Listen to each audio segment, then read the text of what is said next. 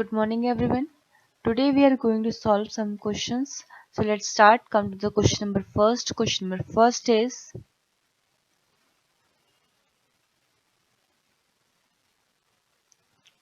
the number of lines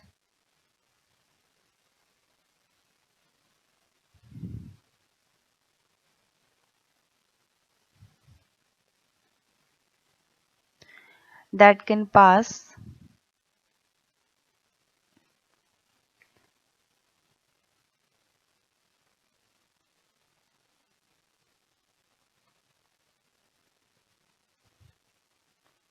the number of lines that can pass through a given point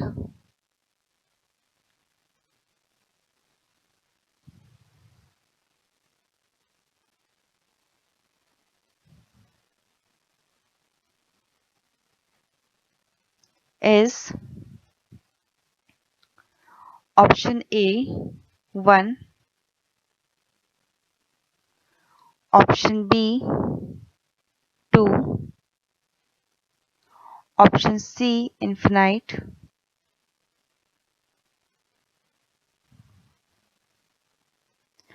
and option D none of this.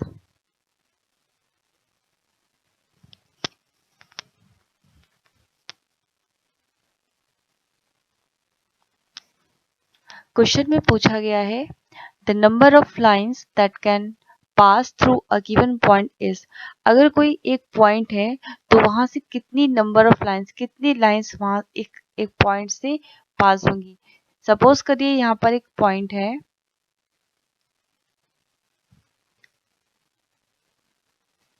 यहाँ पर ये एक point है।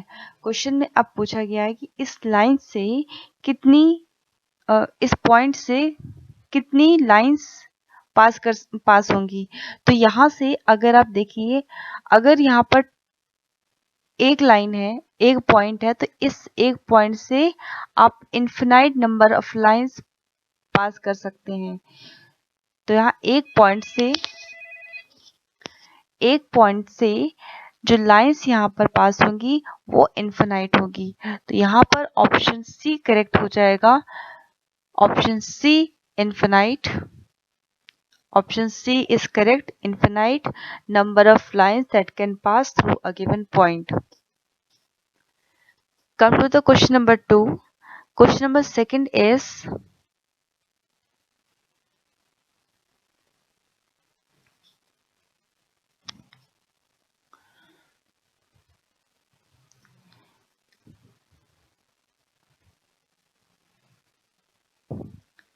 Question number second. इसमें आपको बताना है ये ट्रू है या फॉल्स है।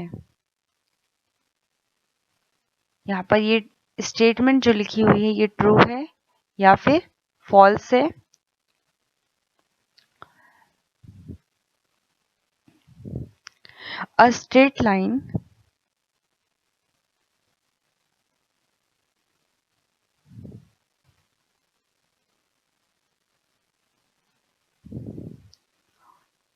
A straight line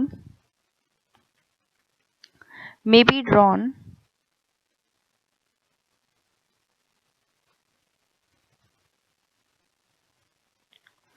from any one point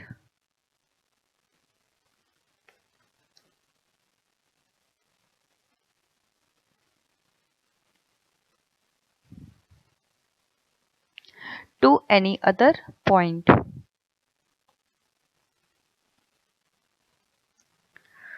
To any other point.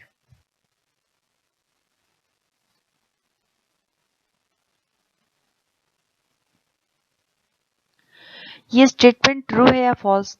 यहाँ पर लिखा है a straight line may be drawn from any one point two any other point. यहाँ पर ये पॉइंट ए है अगर, तो हम यहाँ लिख सकते हैं अगर यहाँ पर ये एक पॉइंट है ए और यहाँ पर कहीं एक पॉइंट है बी, तो जो स्ट्रेट लाइन ड्रॉ होगी वो आप ए टू बी, ए पॉइंट से बी तक एक स्ट्रेट लाइन ड्रॉ कर सकते हैं। तो यहाँ पर स्टेटमेंट है a straight line may be drawn from any one point. Any one point, suppose करिए यहाँ पर ए है, टू एनी अदर पॉइंट यहाँ पर बी है। तो यहाँ पर 2 पॉइंट अगर गिवन है यहाँ पर, तो आप 2 पॉइंट से अगर ए टू बी एक स्ट्रेट लाइन ड्रॉ कर सकते हैं। तो ये जो स्टेटमेंट है ये ट्रू है, ये स्टेटमेंट यहाँ पर ट्रू हो जाएगी। A straight line may be drawn from any one point to any other point.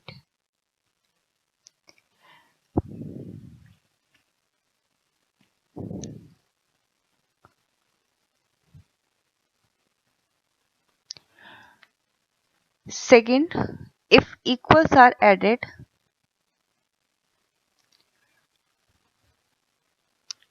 to equals,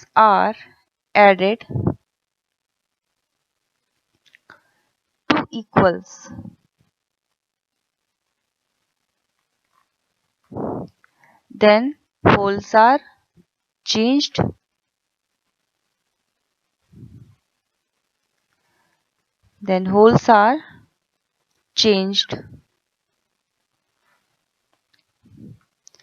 यहाँ पर क्वेश्चन में दिया गया है, ये भी आपको बताना है कि ये ट्रू है या फिर ये फॉल्स है। तो यहाँ पर स्टेटमेंट है if equals are added to equals then wholes are changed. आपने एग्जाम में पढ़ा हुआ है if equals are added to equals the wholes are equal. तो यहाँ पर ये स्टेटमेंट फॉल्स हो जाएगी, ये स्टेटमेंट हो जाएगी यहाँ पर फॉल्स। एक्सियम में यहाँ पर आपने पढ़ा है इसको, if equals are added, if equals are added to equals,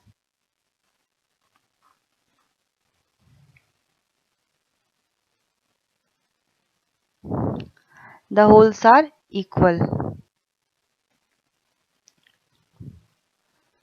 The wholes are equal. तो यहाँ पर ये स्टेटमेंट ये फॉल्स है, क्योंकि यहाँ पर ये लिखा है चेंज हो जाएगी, लेकिन ये चेंज नहीं होगी, ये इक्वल ही रहेंगे, इसलिए ये स्टेटमेंट यहाँ पर फॉल्स है। Now come to the next question. Next question is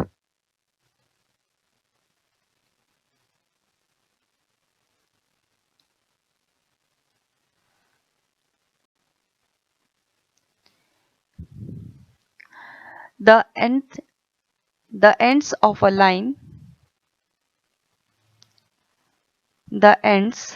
a line are dash. यहाँ पर आपको इस फिल इन द ब्लैंक्स है, इसे आपको फिल करना है। यहाँ पर लिखा है the ends of a line are dash. तो यहाँ देखिए, अगर यहाँ पर ये एक लाइन है, अगर यहाँ पर ये एक लाइन हमने ड्रॉ की है,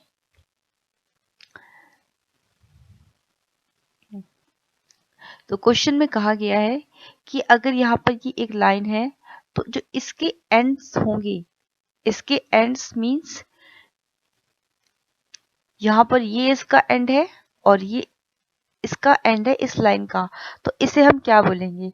तो आप देखिए, अगर ये लाइन है, इसके जो एंड्स है इसे हम बोलेंगे पॉइंट्स। तो यहाँ पर जब आप इसे फिल करेंगे तो इसका करेक्ट आंसर हो जाएगा points. The ends of a line are points. अगर ये पॉइंट ए हो जाएगा और ये पॉइंट बी हो जाएगा, तो यहाँ पर करेक्ट ऑप्शन हो जाएगा, करेक्ट आंसर हो जाएगा points. The ends of a line are points. Next question is the edges of a surface are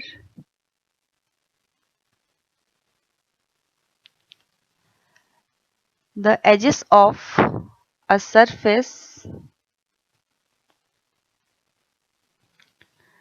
are dash। अब यहाँ पर पूछा गया है, इसको भी आप यहाँ पर आपको इसे फिल करना है। यहाँ पर है the edges of a surface are. अगर कोई सरफेस है तो उसकी एजेस को हम यहाँ पर क्या बोलेंगे?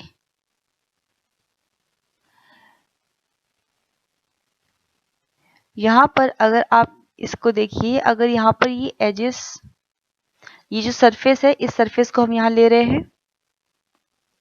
अगर यहाँ पर ये कोई सरफेस है, आप अगर इसकी एज को यहाँ पर देखते हैं तो ये हो जाएगी इसकी एज, ये इसकी एज हो गई।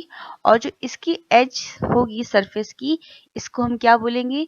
इसको हम बोलेंगे लाइन। ये देखिए यहाँ पर भी सरफेस की एज है और यहाँ पर भी इस सरफेस की एज है, तो इसको हम बोलेंगे यहाँ पर लाइन। तो इसका जो आंसर हो जाएगा ये हो जाएगा यहाँ पर lines. The edges of a surface are lines. तो यहाँ पर लाइन्स करेक्ट आंसर हो जाएगा।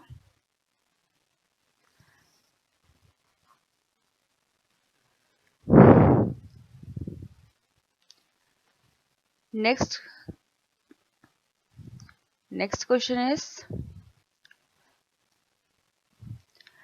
things which are equal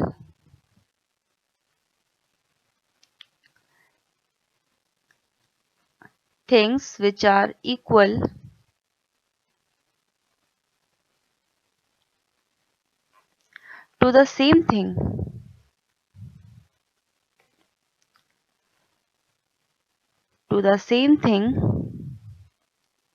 are equal to